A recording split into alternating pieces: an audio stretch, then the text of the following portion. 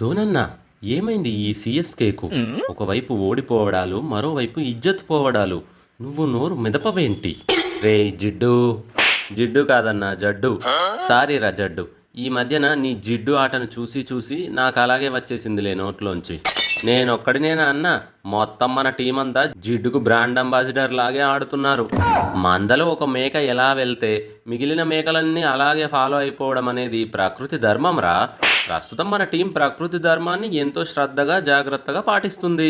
అన్నా, మన టీం కెప్టెన్కు గాయమయ్యి అవిటిదైపోయిందన్నా. నాయకుడివై నడిపించన్నా. మునిగే నావను కరిగే మంచును ఎవ్వరూ ఆపలేర్రా జడ్డు. తొడగొట్టి మీసమ్మేలేసి సిఎస్కేను ఒడ్డుకు లాగడానికి నేను యంగ్ తరంగు కాదురా. ఆటను ముగించే స్టేజ్కి వచ్చిన ఏజుడు బాయిని. ఆ మాటకొస్తే మన టీంలో సగానికి పైగా ఏజుడు బాయిసే ఉన్నారనుకో. అలాంటప్పుడు మూసుకొని 14 మ్యాచ్లు ఆడుకొని సైడ్ అయిపోవాల్సిందే. అంటే అన్న, నాకౌట్కు వెళ్ళాలన్న కోరిక లేదా నీకు? కప్పు కొట్టాలనే కోరిక కూడా ఉంది, కానీ కుదురుతుందా? కుదరదు కదా. కళ్ళ ముందు 4Kలో సినిమా కనిపిస్తుంటే ఇంకా కోరికలు వంకాయలు ఎందుకురా చెప్పు. ఇప్పటికీ మనకు ఛాన్స్ ఉందన్నా. ఇంకా మనకు 6 మ్యాచ్లు మిగిలిన్నాయి. అవన్నీ గెలిస్తే 16 పాయింట్స్ వచ్చే ఛాన్స్ ఉంది తెలుసా. మింగా మెతుకులేదు మీసాలకి సంపంగి నూనె అన్నాడంట నీలాంటోడే.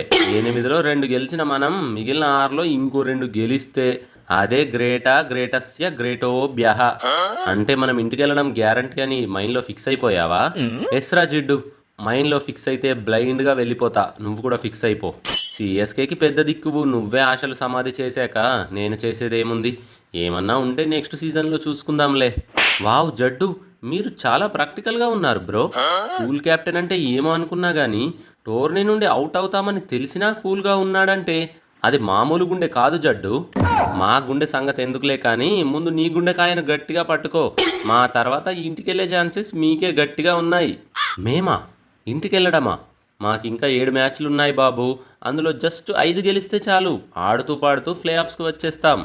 బాబు కమిన్స్, ఏమాత్రం పాసిబుల్ కాని విషయాన్ని కూడా కలర్ఫుల్గా చెప్పడం నీకే సాధ్యం. ఇందులో సాధ్యం కాకపోవడానికి ఏముంది? మాదంతా క్రిస్టల్ క్లియర్. 7లో 6 గెలుస్తాం, 16 పాయింట్లతో పిచ్చెక్కిస్తాం. వామ్మో, మీ ఫ్యాంటసీ ముందు ఎవ్వరూ నిలవలేరు భయ్యా. నేను పోతున్నా. టేబుల్లో మీ మీదున్న ఆర్ఆర్తో తేల్చుకోండి. ఏంటి కమెంట్స్? మీరు మేము ప్లే ఆఫ్స్ పోవడం ఏంటి? అదంతా జరిగే పనేనా? ఛాన్సే లేదు. మూసుకొని ముడుచుకొని ఇంటికి పోవడమే. సరేలే గాని బేబీ కెప్టెన్ సంజు, నువ్వు వెళ్ళి మీ ఒరిజినల్ కెప్టెన్ పంపించు.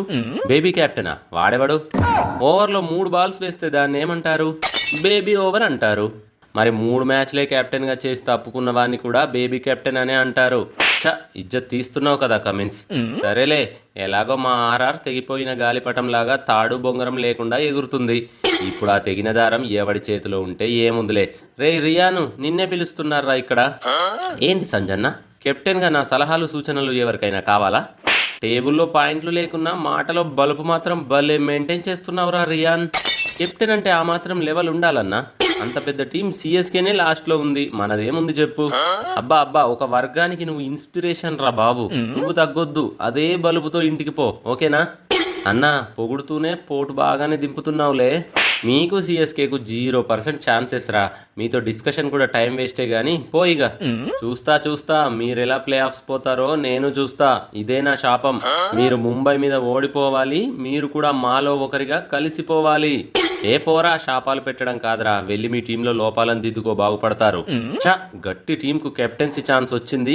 కప్పు కొట్టి కొంచెం లెవెల్ చూపిద్దామంటే టేబుల్లో కిందికే తప్ప పైకెక్కే ఛాన్సే రావడం లేదు. ఇక ఏ ఛాన్స్ మీకు రాదులే రహానే. ఎందుకు రాదు? మాకు 6 పాయింట్లు ఉన్నాయి. ఇంకా 7 మ్యాచ్లు ఉన్నాయి. అందులో 4 గెలిచినా ప్లే ఆఫ్స్ వచ్చే ఛాన్సెస్ ఉంటాయి మాకు.